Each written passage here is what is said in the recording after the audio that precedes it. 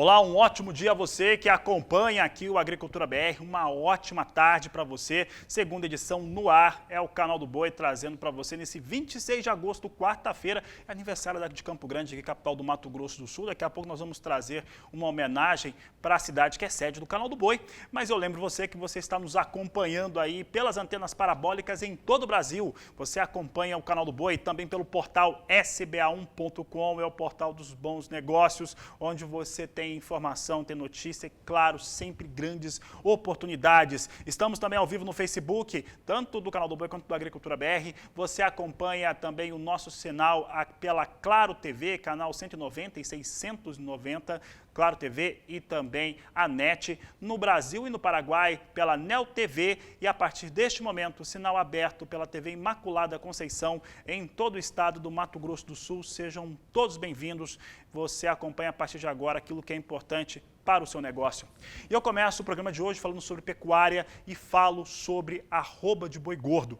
Olha só, os números que nós vamos apresentando, eu já tenho falado disso já há algum tempo, é em torno do que acontece com o mercado depois de ter sido colocado no mercado o chamado primeiro giro de confinamento. Esse primeiro giro de confinamento não chegou a trazer nenhuma regulação maior, como parte da indústria acreditava que poderia trazer. Um fato relevante para o mercado é lembrar que nós temos uma quantidade de animal confinado que nunca foi expressivo no Brasil, pode-se dizer. Aquela estimativa, nós sempre vemos no começo do ano, de intenção de confinamento é sempre uma coisa, o que se confirma é sempre algo abaixo. E intenção e gesto, tem situações aí que se distanciam, mas nesse ano ela é menor mesmo, ela fica 33% abaixo daquilo que acontecia no ano passado, por exemplo. Então o primeiro giro não conseguiu trazer essa regulação para o mercado. Nós temos valores sendo praticados no estado de São Paulo, e aí eu trago números tanto do GPB, que é o Grupo de Pecuaristas do Brasil, quanto também da Scott Consultoria, valores de referência para a arroba do boi gordo no estado de São Paulo a R$ 230 por arroba, enquanto que o boi China chegando a R$ 235 o valor da arroba. São os números que eu trago para o estado de São Paulo, que é sempre um estado de referência. Mas se você pensa que São Paulo é o que tem os valores mais disparados, não é bem assim. Veja só, nós temos valores, e vinha agora, pouco antes do programa começar, a arroba do boi gordo no estado de Goiás, batendo o estado de São Paulo, vindo junto, R$ 230 o valor da arroba no estado de Goiás, onde inclusive tem uma concentração muito intensa de confinamentos, que dispuseram esse primeiro giro. Em relação ao mercado interno do Brasil, os valores continuam muito firmes, tanto para o pecuarista quanto também para o atacadista e varejo. E um fato importante, o mês de agosto deve registrar um recorde nos embarques de carne bovina. A indústria frigorífica exportadora, ao final da terceira semana do mês de agosto, ainda faltando 5 dias a serem computados, já trazia o número de 122.600 toneladas que haviam sido embarcadas. Pela média diária, vai ser o melhor mês de agosto da história.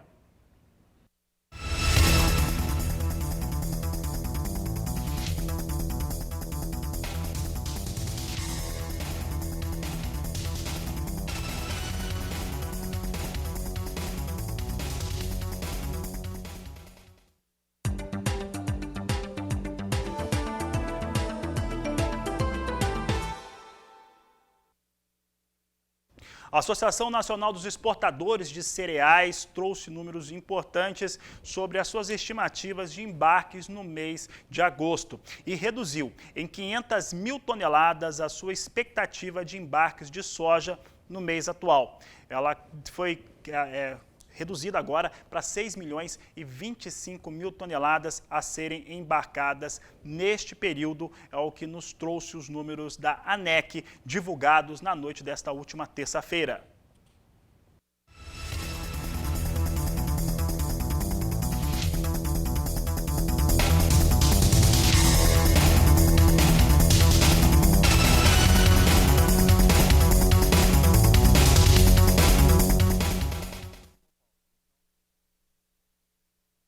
Vou falar agora sobre aqueles recursos que existem nos Estados Unidos de apoio aos produtores rurais norte-americanos. Ao todo, são 16 bilhões de dólares, mas não é só por conta da Covid-19. Esses valores já existiam por conta do conflito comercial entre China e Estados Unidos. E de acordo com os números que foram divulgados pelo Departamento de Agricultura norte-americano, já foram colocados à disposição de produtores rurais dos Estados Unidos 9 bilhões 220 milhões de dólares desde o começo da pandemia. Então, já tem aí próximo a 9 bilhões e 500 milhões de dólares colocado à disposição desses produtores rurais nos Estados Unidos. É uma espécie de subsídio que é ofertado pelo governo norte-americano, não só para lidar com os problemas de Covid, mas principalmente por conta da comercialização dos seus produtos, a situação criada com os chineses. Nós estamos acompanhando uma semana de muita movimentação e valores mais altos para a soja negociada na Bolsa de Chicago. Isso ocorre por conta dos fatores climáticos nos Estados Unidos e isso faz com que se reduza um pouco as estimativas de produção por lá. Tanto que soja, nós não temos agora soja abaixo de 9,10. Você tem aqui hoje mais um dia de alta, a alta no mais curto prazo se aproxima de 0,5% agora. Setembro vem a 9 dólares 18 centes mais 2 o bushel. Essa é a posição de mais curto prazo. Posição de maior liquidez é novembro, 9 dólares 23 centes o bushel, uma alta aqui que vai chegando neste momento, chegando agora a 0,25%. Janeiro, 9 dólares 29 centes mais 4, março, 9 dólares 31 centes mais 4 por bushel. Negócios com pequenas altas, mas mais uma vez trazendo os valores em elevação. É importante ressaltar que nessa terça-feira a alta para a soja em Chicago chegava a 1,5%, fechou a 1,5%, depois de ter picos até mais elevados com a oleaginosa. Vamos dar uma olhada agora como é que vem o dólar comercial. Nós temos a moeda norte-americana com alta no Brasil, 0,81% de alta para a moeda norte-americana, é o que nós destacamos aqui para o dólar, a R$ 5,57, mais 2 por bushel, é o que nós trazemos em destaque aqui no Agricultura BR. E já que falamos de dólar, vamos falar de mercado financeiro, porque eu já estou vendo ele aqui, no meu retorno da frente, claro. Walter Pulga Júnior participa do programa conosco agora para falar desse mercado financeiro. Dólar de novo em alta. Walter Pulga, boa tarde, seja bem-vindo. Boa tarde a você, boa tarde a todos. Bom, Fabiano e telespectadores, o que nós vimos ontem foi uma queda abrupta do dólar. O dólar recuou quase 1,20%. Voltou no final do dia à faixa de R$ 5,52. Em alguns momentos chegou a operar na faixa de R$ 5,51, ou seja, foi uma queda acentuada ontem. Surpreendeu até analistas do mercado de câmbio. Mas veja, a perspectiva não é de baixa para o dólar. Por isso o dólar retoma a trajetória de alta e agora sobe 1,28%, quase 1,29%. Retorna novamente a números próximos de 5,60. Neste momento, a 5,59 mais 61 tem alta de 1,28,8, vou repetir, quase 1,29% de alta. O que ocorre no mercado é uma volta àquela perspectiva que nós tínhamos na semana anterior, né? Dólar tende a um movimento de alta frente ao real e a bolsa tende a oscilar com um movimento de queda, ou seja, se aproximando aí dos 100 mil pontos. Tudo isso ocorre não só porque há movimentação no exterior em busca de um caminho, vamos dizer assim, nós temos bolsas em alta na Europa e bolsas em queda na Europa, nós temos algum ajuste no mercado diante da pandemia, algumas economias avançam um pouco mais, avançam um pouco menos, receio de uma reinfecção em alguns portadores no passado do coronavírus, ou seja, há muita preocupação com o mercado financeiro internacional. E há ainda indecisão sobre a ajuda que o governo brasileiro pretende dar no chamado Plano Renda Brasil, né? No Brasil, os investidores seguem acompanhando as discussões sobre esse pacote de medidas do ministro da Economia, Paulo Guedes, né? Medidas de apoio à recuperação da economia. Inicialmente era previsto para ser lançado nesta terça-feira, mas ainda não se chegou a um resultado final. Há discussões aí entre Paulo Guedes e o próprio presidente Jair Bolsonaro. O jornal O Globo ressaltava que o presidente Jair Bolsonaro é contrário ao fim do abono salarial, a principal hoje fonte de recursos para turbinar o chamado Renda Brasil. Bom, segundo o jornal Valor Econômico apurou, o presidente Bolsonaro quer ampliar o valor né, da ajuda dada às pessoas no Brasil e também quer ampliar o alcance desse programa Renda Brasil e quer distanciar esse programa do chamado Bolsa Família. Por isso, há muitas dúvidas no mercado aqui. E o que acontece com a Bolsa? A Bolsa cede. Neste momento, a queda é acentuada em 1,62%. A Bolsa recua para a faixa dos 100.463 pontos. Chegou a esboçar uma reação hoje, chegou a subir logo na abertura dos negócios por volta das 10 da manhã, foi aos 102.521 pontos, mas em seguida começou a ceder, né? E entre as ações que perdem mais hoje, né, que têm maiores baixas, estão algumas, por exemplo, relacionadas a, vamos dizer assim, a grupos que trabalham com GPA, por exemplo, né? Grupos que trabalham com alimentação. Nós temos aí a MRV em queda, nós temos aí a BRK em queda, né? Ou seja, temos aí entre as maiores quedas empresas que estão relacionadas com a recuperação direta da economia, trabalham no setor de imobiliário e tal. Agora, o que acontece entre as mais negociadas é uma queda acentuada para os papéis da Petrobras, queda de 2,14% com os papéis da Petrobras. E isso, lógico, porque nós temos queda do petróleo lá fora. Veja, o petróleo tipo Brent recua agora quase 0,5%, 0,40%. Petróleo tipo Brent recua, petróleo tipo WTI também cai agora, já para a faixa, mantendo ainda $46 o barril, mas com perspectiva de queda de 0,5% para o petróleo tipo Brent, e isso vai influenciar negativamente as ações da Petrobras. Portanto, nós temos aí um movimento de baixa na nossa bolsa, enquanto não sai o pacote do ministro Paulo Guedes, né? Pacote que deve apoiar aí a retomada da nossa economia nos próximos meses. De olho na informação, porque o dólar sobe de novo e a bolsa recua neste momento. Até o final do dia deve ocorrer alguma oscilação, mas a perspectiva não muda muito não, viu, Fabiano? A perspectiva é de dólar em alta e bolsa em queda. É com você. Tá certo, Walter Puga Júnior. Puga, vou começar agora uma entrevista para falar de soja, mas a gente estava ouvindo você falar aqui. Eu estou com o João Pedro Couto Dias. Vamos para a Berta já, então. Vamos para a Berta, vai apresentar o João Pedro, consultor de agronegócios aqui do canal do Boi. E ele estava ouvindo aqui o Puga, né? São situações que acabam trazendo impactos ruins para o mercado brasileiro, né? Está acontecendo no país vizinho, Argentina. Negócio esquisito por lá, hein, João Pedro? Antes de começar a falar de soja, mas que negócio esquisito. Boa tarde. Boa tarde. É populismo, né? Os caras falam que a Argentina está fazendo vestibular para virar uma nova Venezuela. Então, infelizmente, é um país que tem um povo culto, tem terras fertilíssimas, tem uma economia a agropecuária dele é muito forte, mas na mão de populismo não vai acontecer o que está acontecendo agora. Pensando colocando como meta a estatização de serviços de celular, de internet, e mudança no judiciário para tirar a dona Cristina Kirchner dos processos. Infelizmente, isso não leva a um fim, leva a um fim melancólico. Bom, essa parte da ex-presidente, agora vice-presidente Cristina Kirchner, não vou saber falar, mas o que sabemos é que quando se fala de tecnologia, se você não tem a iniciativa privada atuando, não vai acontecer, é como se estivesse voltando uns 30, 40 anos para trás o país vizinho. Vou pedir desculpa ao telespectador, porque ele está esperando ouvir falar sobre soja, mas que é um absurdo, isso impacta a América do Sul inteira. Como exemplo do Brasil, a lei da informática. Nós perdemos 10 anos com a lei da informática. Exatamente. Acabou. Que resultado tem? Pois nada. Só ficou 10 anos para atrasado, o Brasil atrasou 10 anos. Joga uma âncora no desenvolvimento, só que elas estão fazendo pior, né? Eles estão conseguindo retroceder no tempo ao fazer isso. Mas, João Pedro, você foi convidado ao Agricultura BR pela Nayara Pache para falar a respeito de soja e um levantamento que nós trazíamos durante essa última semana do Rabobank. O Rabobank ele fez ali algumas projeções para 10 anos, 2029, 2030, safra 29-30, no qual mostrou uma situação no qual o Brasil é o grande player de mercado.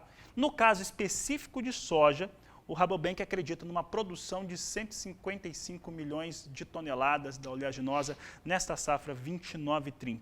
Aí eu te pergunto, como é que vai ser esse mercado consumidor, tanto da esmagadora processamento no Brasil, quanto os importadores de soja do Brasil? Bom, para a gente falar em produção, tem que falar primeiro em consumo, se vai ter consumo. É impressionante quando você olha os dados do ISE em relação ao consumo do próximo da safra 2021, colocando a China consumindo 116 milhões de toneladas. 8,2 milhões a mais, isso dá 7,6% a mais do que ano passado. Se fosse um país que consumisse 100 mil toneladas, 7,6 não era nada, mas para um país que consome 108 milhões de toneladas, 7,6 é muita coisa. Eu acho que isso reflete a mudança de modelo de produção na China. Aquela produção que era fundo de quintal, seja de frango, de animais, de aves vivas, suíno, está dando espaço a uma produção mais tecnificada que depende de farelo de soja e de milho, que é o que acontece no Brasil de hoje.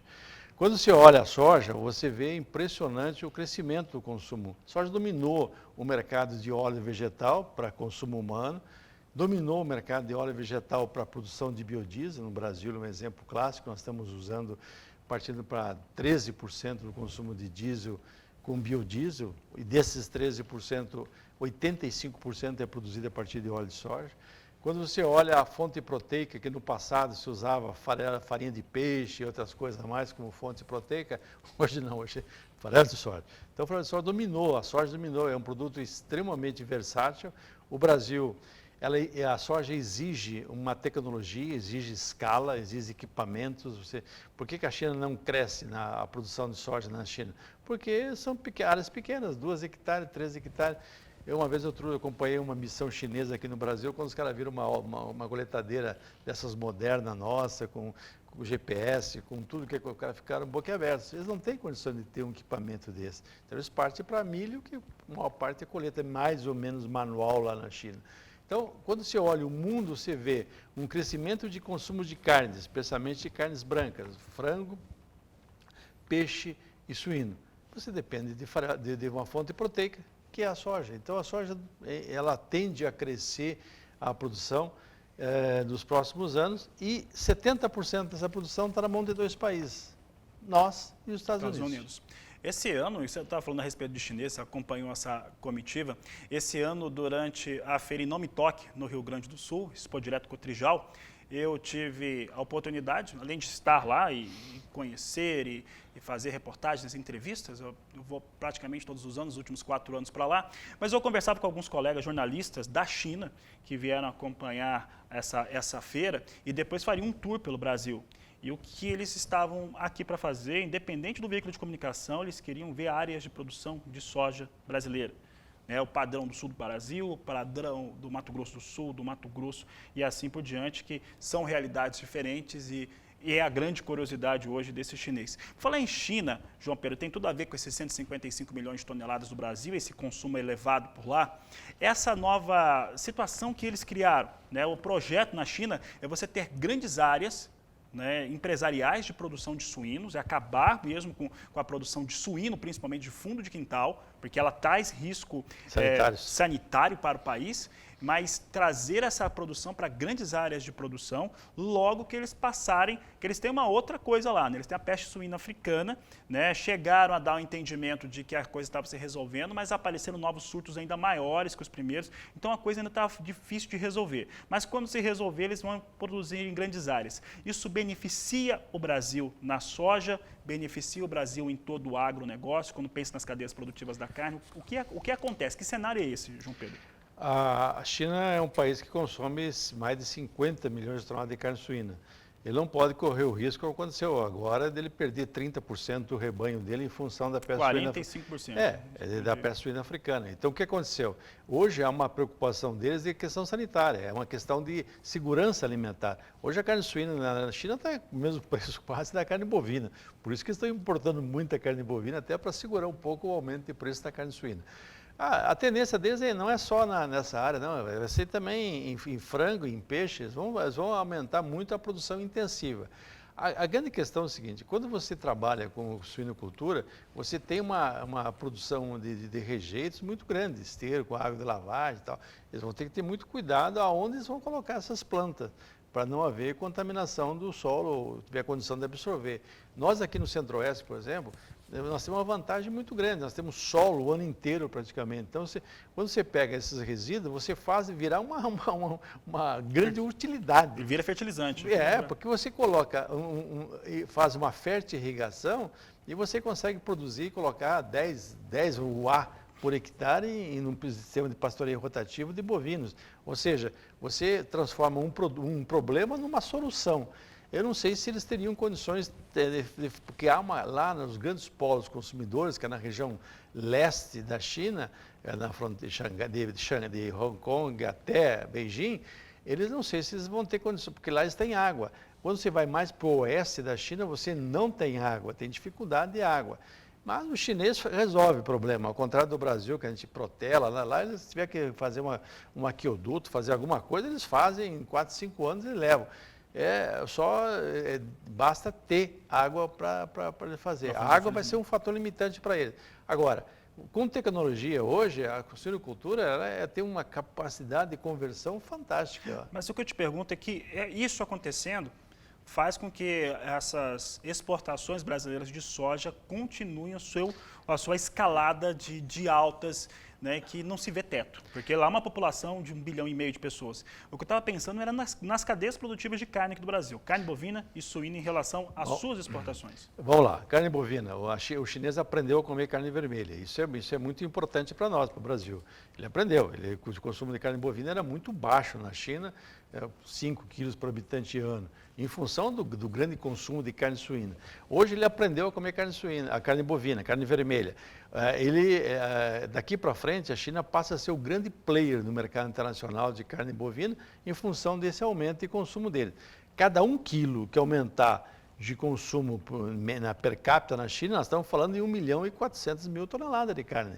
Então você vê que vai ser o grande mercado.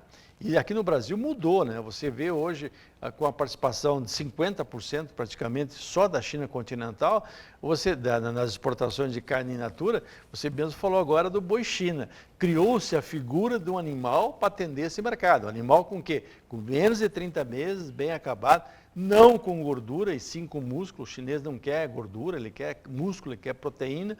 Então, o Brasil leva vantagem fantástica. Se você olhar nosso modelo de produção, é um modelo de produção baseado 90% em cima de capim e 10% na reta final, que é para terminação. O Brasil tem condições de atender essa demanda chinesa, não há nenhum problema.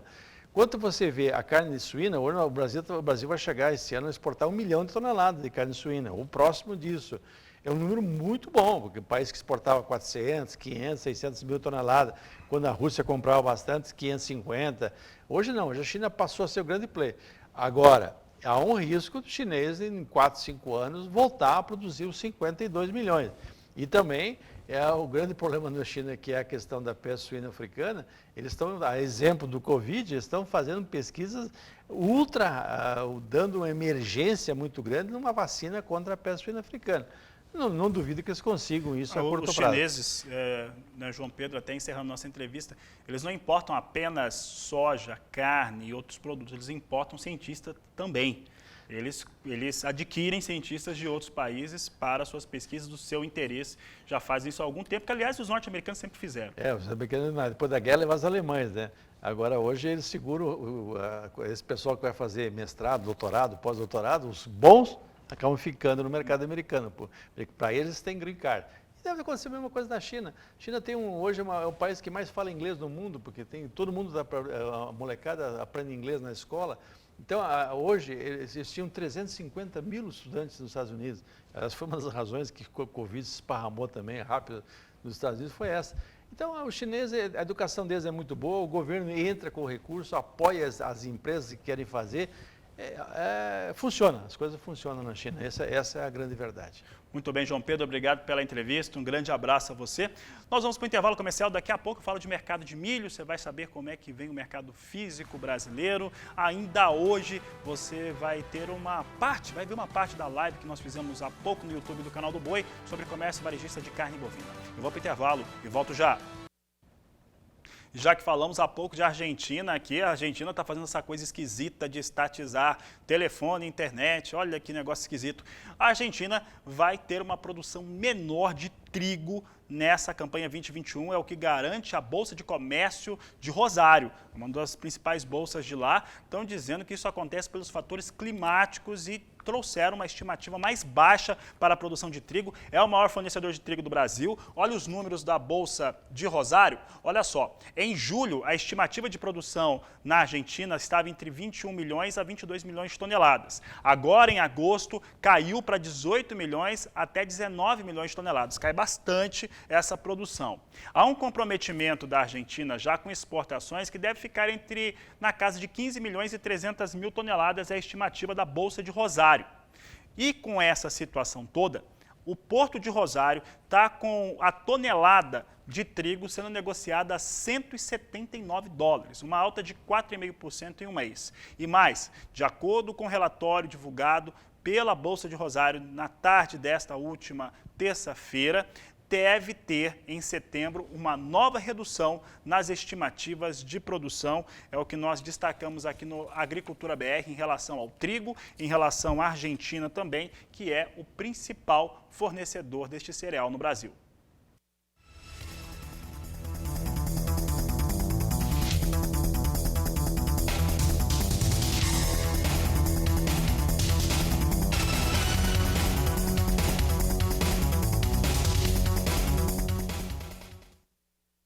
Olha, a geada queimou o trigo lá no Rio Grande do Sul. E esse problema também aconteceu na Argentina, somado à seca, mas no Rio Grande do Sul teve queima também de trigo com a geada. É o que nós vamos conferir na reportagem de João Veríssimo.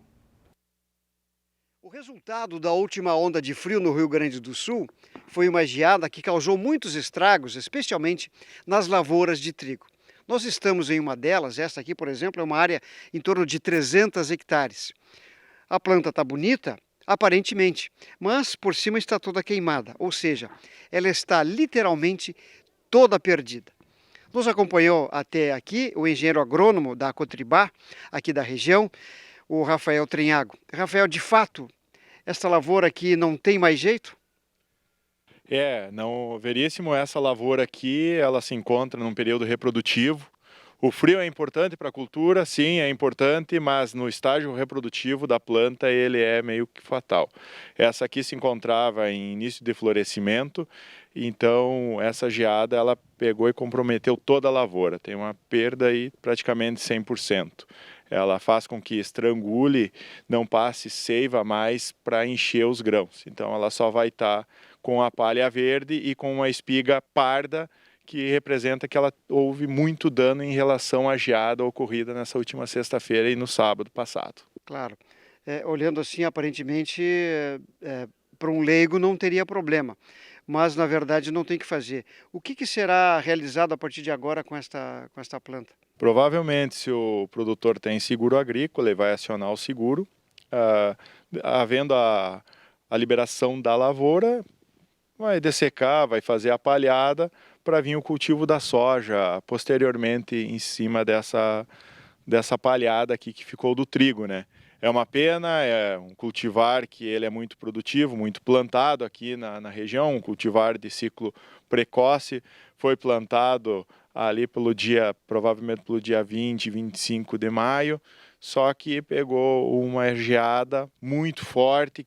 Então, esse momento que a planta se encontrou, ela era um momento que ela estava muito sensível, e essa geada comprometeu, congelando toda a parte de óvulo da flor do trigo, fazendo com que se inviabilize e propriamente também se inviabilize o passamento de seiva da planta para a espiga do trigo. Então, aqui ela só vai se transformar em agora matéria seca após a dessecação, para fazer com que consiga manejar bem a cultura da soja, nossa próxima cultura nessa área. É uma pena, uma lavoura que estava muito bem conduzida, o produtor aqui é extremamente caprichoso, mas ocorreu uma fatalidade na lavoura aqui presente. Há outras situações como essa aqui no Rio Grande do Sul? Sim, provavelmente na região de Santa Rosa, a região das Missões, que a gente chama aqui, ela é uma região que se planta bastante trigo, por ser uma região que forma menos geada. Mas o que ocorreu é que essa geada também ela se formou nessas regiões e provavelmente vamos ter grandes prejuízos ali também, nessa região. Perfeito. Engenheiro agrônomo Rafael Treniago, muito obrigado por participares conosco aqui do Rio Grande do Sul para o Canal do Boi, João Veríssimo. E daqui a pouco no Agricultura BR vamos falar sobre o comércio varejista de carne bovina e também como é que está a colheita na Cochupé, maior cooperativa de produtores de café do mundo. Mas antes de sair para o intervalo comercial, a nossa equipe fez uma homenagem a Campo Grande, onde está a sede do Canal do Boi, hoje completando mais um aniversário, 26 de agosto é feriado por aqui, nós estamos levando a informação, mas é feriado em Campo Grande. Fica com essa homenagem, daqui a pouco nós voltamos com mais informações.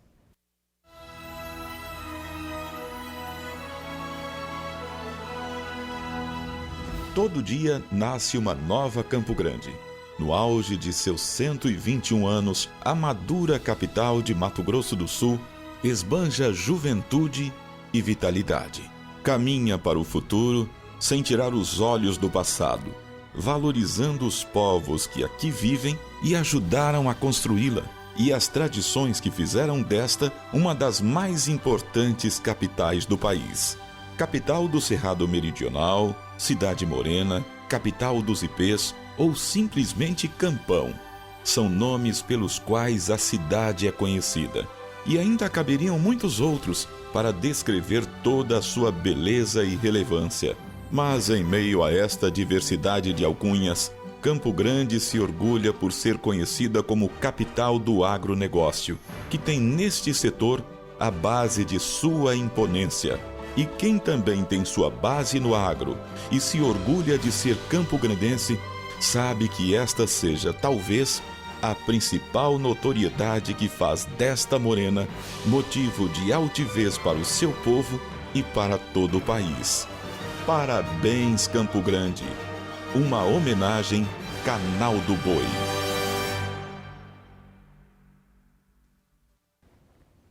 O Brasil, historicamente, enfrenta problemas com comunidades indígenas em várias partes do país. Na semana passada, foram os indígenas Kayapós, lá na BR-163, na altura do quilômetro 302, que fizeram ali algumas manifestações. Alguns índios fecharam a rodovia BR-163, aquela que é utilizada para escoar produção agrícola de grãos do Mato Grosso para os portos do Arco Norte, que foi arrumada nesse governo, que agora tem essa situação aí melhor para os embarques. Em resumo, eles disseram que estavam protestando por conta de ter mais situação, mais condição para tratar a Covid e porque não querem que a Ferrogrão, a ferrovia, passe perto das terras indígenas. Observe, a ferrovia não vai passar em terra indígena, vai passar nas proximidades que nem é tão perto assim. E por isso eles fizeram esse fechamento. Nós perguntamos para o professor Marcos Fava Neves como que o Brasil pode trazer algum tipo de solução para essas questões indígenas que já perduram há tanto tempo. Esses protestos, manifestações que acontecem toda vez que você tem alguma mudança do ambiente, como a presença de uma nova ferrovia, de uma hidrelétrica, eles devem ser fortemente pesquisados e entendidos, monitorados antes de qualquer ação. Eu sou contra uma ação de violência, até porque muitos querem isso, justamente para criar mais dificuldades, mas o objetivo é sempre entender quem está por trás, qual é o objetivo de quem está por trás, ver nesses objetivos o que é nobre, o que não é, e buscar o diálogo, buscar sempre o entendimento com essas comunidades, fazendo algumas concessões para melhoria e, com isso, trazê-los juntos para o desenvolvimento. Então, é necessário pouca violência, praticamente zero violência, muito entendimento, muita inteligência, muito monitoramento para você separar o joio do trigo e tomar as ações adequadas. Assim deve ser também com esse caso de interrupções que estão acontecendo na BR-163.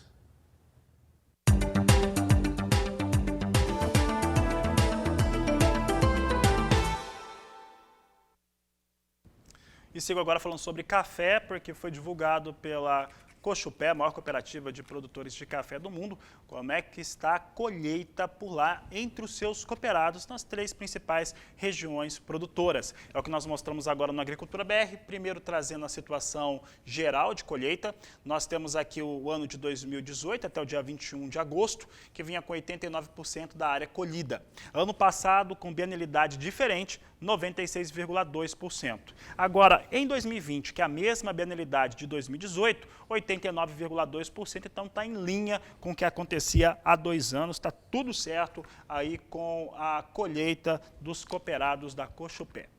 Vamos ver agora como estão as regiões em separado para a colheita de café entre esses cooperados. Nós trazemos aqui os produtores que estão em São Paulo, que estão com 96,9% colhido, sul de Minas 94,5%, Cerrado Mineiro, que é a maior área, com 79,1%, são os números que foram divulgados pela Cochupé nesta última terça-feira. E continuo falando de café, só que agora falando sobre Nova York. Você acompanha comigo como é que vem o mercado futuro do café. Nós temos aqui as posições com ligeira alta. Posição de setembro vindo a $1, 23 centes, mais 90 libra-peso. Dezembro, $1, 23 centes, mais 15. Março, $1, 24 centes, mais 55. Maio, $1, 25 centes, mais 30 em dia de dólar alto por conta das confusões lá na Argentina.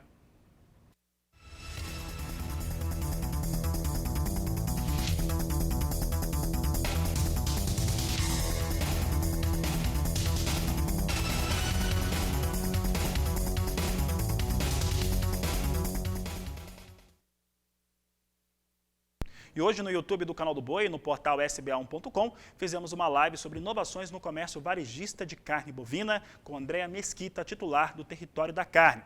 Veja aí um pouquinho dessa iniciativa do Canal do Boi. Como é que o comércio varejista de carne ele reagiu a este momento crucial na vida de todo mundo? Excelente ponto para a gente começar a nossa conversa, porque diferente de várias pessoas, vários players do mercado que eu conversei desde março para cá, o comércio varejista de carne bovina foi um dos poucos estabelecimentos considerados como essenciais. Então, no momento que todos os mercados estavam fechando, até padaria, que é mais tradicional do que isso aqui no Brasil, enquanto eles estavam todos fechando e tendo que se reestruturar com a questão dos colaboradores, com as mercadorias que já tinham estoque, os varejistas de carne bovina se viram ali no meio de um oceano azul, né, no meio de uma oportunidade magnífica de atender clientes que antes não compravam em açougue, que já tinham optado em consumir carne proveniente de supermercados ou mesmo de outros formatos de aquisição dessa carne e que de repente começaram a frequentar os açougues fisicamente falando. Então lá em março a gente teve a primeira surpresa, o medo das rupturas de abastecimento. Antes da gente conseguir se preparar para qualquer coisa, veio aquela sensação de será que eu vou ter produto para atender essa quantidade que aumentou de clientes? E realmente alguns varejistas passaram aperto, principalmente aqueles que não tinham um bom relacionamento com o fornecedor. O fornecedor, de um lado, teve uma ruptura muito grande do food service, né? Restaurantes, steakhouses, que todas tiveram que fechar abruptamente. Então, todas aquelas previsões de entrega de carne para o restaurante passou a não acontecer mais. Do outro lado, nós tivemos um aumento de exportação que fez também com que muito desse produto que ia para o restaurante acabasse indo para a exportação. Então, o varejista, lá em março, ele se viu ali como se fosse um privilegiado, mas um privilegiado com baita de um desafio, tendo que atender cliente que ele não conhecia antes, saindo da zona de conforto, porque ele teve que se adaptar para delivery, que muitas vezes ele não fazia ou não tinha uma estrutura organizada de delivery, partindo para o atendimento por WhatsApp, partindo por atendimento por redes sociais, sendo o Instagram a principal dela, alguns deles indo para aplicativo de entrega, que tem aí 25%, 27% de taxa de serviço, sem que eles estivessem conseguindo colocar essa margem, né, fazer a equivalência de margem de venda de produto.